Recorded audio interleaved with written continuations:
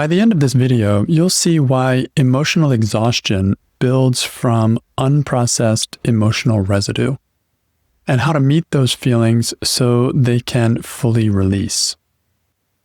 In this video, you'll discover what's actually happening when emotional experiences don't fully process, why those unfinished moments continue to build over time, and what allows that emotional residue to finally clear. The other day, I had a small setback at work, something I had hoped would move me toward a goal, and it didn't work out. And so it left me with a kind of feeling of disappointment. And though it was small, it felt personal because that goal was personal. It was something that I wanted. And when it didn't happen or didn't even move me in that direction, then the feeling on the emotional level was like that I had failed.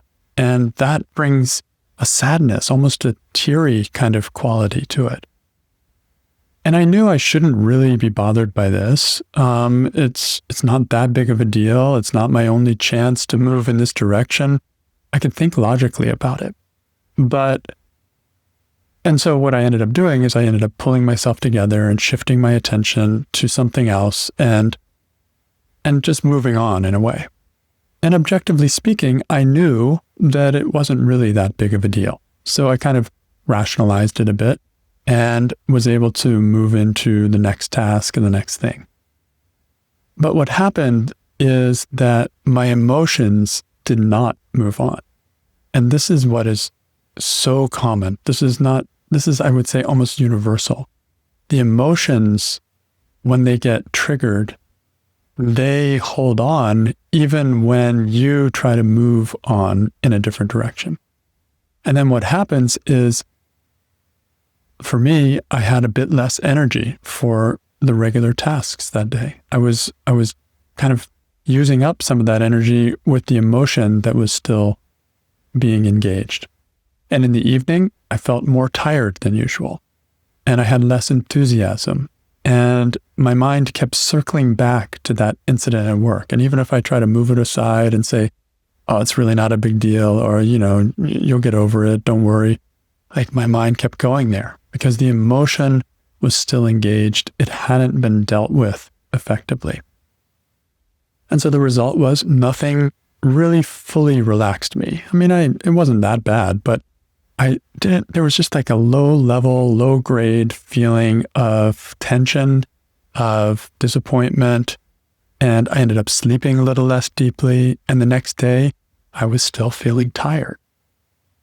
So what actually happened there is that I had a stressful moment and my emotions flared up, but I didn't really take the time to take care of them.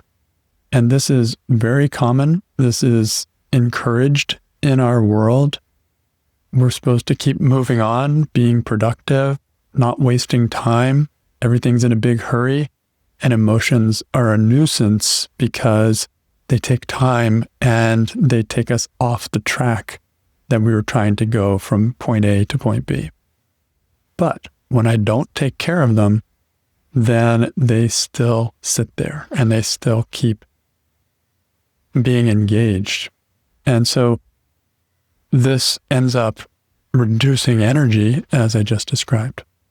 Now imagine this happening several times a day, several disappointments in one day, or even just several times a week, or even just several times a month. If those emotions are not processed, then they sit there as a kind of residue. And that residue gums up the system. It slows everything down and it reduces your effectiveness in everything that you do. It's just like quitting work and still having an open loop from some undone task at the office. This undone thing keeps the mind active, working on it in the background. And so emotions do the same thing. They create a kind of open loop telling you that they need attention. And they've signaled that there's something out of balance. And until you actually deal with them, they don't go away. They, in fact, accumulate. And so as they accumulate, they reduce energy little by little, or even quite quickly. And the result is the experience of emotional exhaustion or even burnout. And so little by little, one disappointment after another, one setback that you haven't fully integrated after another, or one feeling of anger that you haven't fully resolved, they accumulate and they accumulate.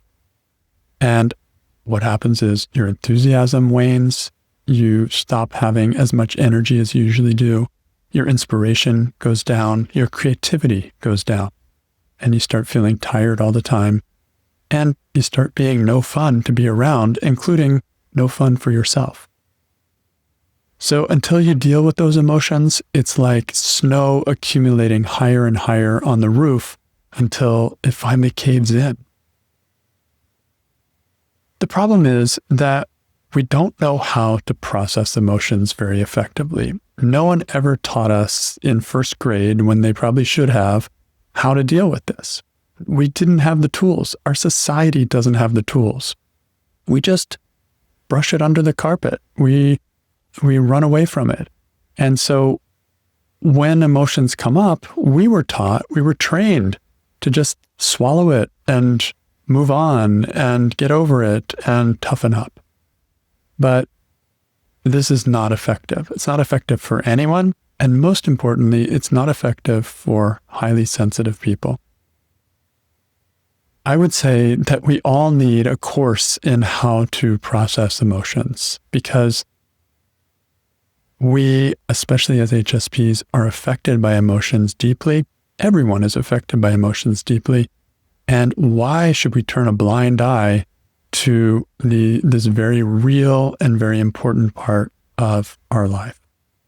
And I say it's never too late to learn.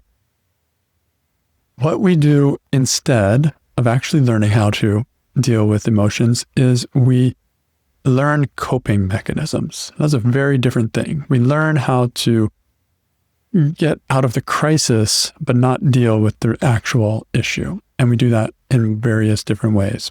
One way is to distract ourselves. Very common. We'll watch TV or talk about something completely different. Just shift our attention. Let's go do something fun, And the idea is to shake ourselves out of this and move on. And well-intended, and sometimes it even works, but it doesn't address the actual emotion. And so we can go into any kind of distraction, including addictions, which come in all different forms, including overeating and, of course, drinking and drugs, sex. There's a million different kinds of addictions. You can lose yourselves in novels continuously as a kind of distraction or almost addiction. And so distraction is one ploy, one coping mechanism to try to avoid emotions and try to deal with them without dealing with them. Another way is to suppress. And this is such a common thing. And it's a natural part of our makeup to suppress things so that we don't have to deal with them right now. And we can get out of a crisis quickly. So we push them down. And we start to say, oh, well, it's not really that big of a deal. Or,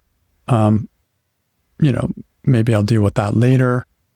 Or we try to be more together than we are. We kind of imagine ourselves as being more spiritually evolved or more intelligent or just above it. Like, oh, that was no big deal. And we do lip service to that. But in reality, that emotion is still sitting there. It doesn't lie. And it gets pushed down and it goes out of view and we don't feel it exactly. But even when it's suppressed, it's sapping energy. It's reducing the ability to be creative and the ability to feel energy. It pulls on us even when we're not aware of it. Another way of suppressing is denying that it's a problem. Oh, yeah, that was no problem. I didn't bother me a bit. Staying positive. I'm so grateful And, as much as gratitude is a wonderful thing, if we're using it as a ploy or as a distraction or as a way of suppressing, then it can end up being not so positive, and it doesn't address the emotional issue. Another approach is to vent, to get it off your chest. But what often happens is you got some of that energy out, but the deeper cause of the emotion has not been dealt with. And so it can sprout back up again, like a seed that sprouts up. You chopped off chopped the tree down, but you didn't take the roots out, and so it just grows back a little later. And part of venting can often be getting friends to agree with us, like, oh, it's so terrible. Can you believe what happened? And God, wasn't that terrible? And what happens is you may feel a little bit better, but it still keeps that victim mentality alive. Like there's something that happened to you that wasn't fair, and it keeps that feeling alive. It focuses on blame and on outer circumstances and other people instead of dealing with the actual root of the cause of the emotion, which if you actually deal with it, would completely release that and make you more and more immune to situations like that in the future. So we need to learn different ways of dealing with emotions besides this kind of distraction and suppression and venting and blaming and all of that. We have to find a way to get to the heart of it. And luckily enough, it's actually not that hard. When you want to deal with an emotion, the first thing you have to do is admit that the emotion is there. Admit that the situation got you. Oh, good one. Wow, that one got me. And acknowledge that it's going to need some attention. Now, this takes humility. And this is where we try to shunt it off into some other direction of, either I don't have a problem, or it's their fault, or just like I'm better than that. Like, no, I'm not better than that. The proof is it got me. Let me just be honest with myself. This got me. And when you allow that to land, then you are well on your way to beginning to deal with the actual emotion. There's no need to distract or go into suppression once you admit that, hey, that one hurt. Okay. And I need to maybe do something to deal with that feeling of hurt. So once you admit that and acknowledge that, the next step is to begin to meet that emotion with understanding. And when I say understanding, that means with compassion, with love, with understanding, the way a parent would meet their kid who is hurting with understanding, not with judgment, not with hurry, not with wanting to just get rid of it and move on back, but with real understanding. Like, hey, what's going on for you? How does that feel? What's happening? Tell me more. I want to hear. And this means listening to the emotion because it has a story to tell, and letting it tell its story without getting caught in its story, but just hearing what that story is. And then the next step is to either allow that emotion to release on its own with the gentle attention and compassion and love. That can often just allow the emotion to move through and it's done. Or to go even more deeply, allowing it, like doing some kind of inner work that would allow you to notice what is the thought connected to that emotion. Thoughts and emotions always go together. And so find out what that thought is that's connected there and begin to question it. So, for example, in my situation, the thought connected to my emotion was a want. I want to reach my goal. And the emotion showed that I was attached to that want. I was attached to that goal. So when I questioned the want, and it kind of gives me space to see how possibly not reaching that goal or not reaching it right away could be as good or even better than reaching it. This is starting to open the mind, starting to see that, oh, me getting what I want isn't always the only way for me to be happy. Me not getting what I want could also be okay. And that's where freedom starts to come in. That's where this openness of spirit begins and this settling of emotions. Emotions begin to relax when they see that it's really a win-win situation that it was thinking was a win-lose situation.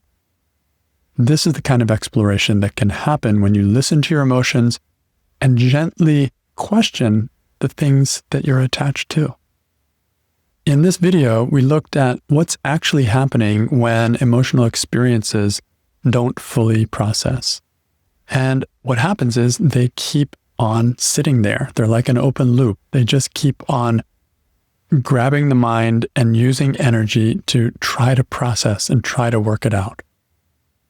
And we also looked at why unfinished moments continue to build over time. And that is because they accumulate one after the other after the other. And so if none of them are dealt with, then they just continue to build and reduce your energy on all levels.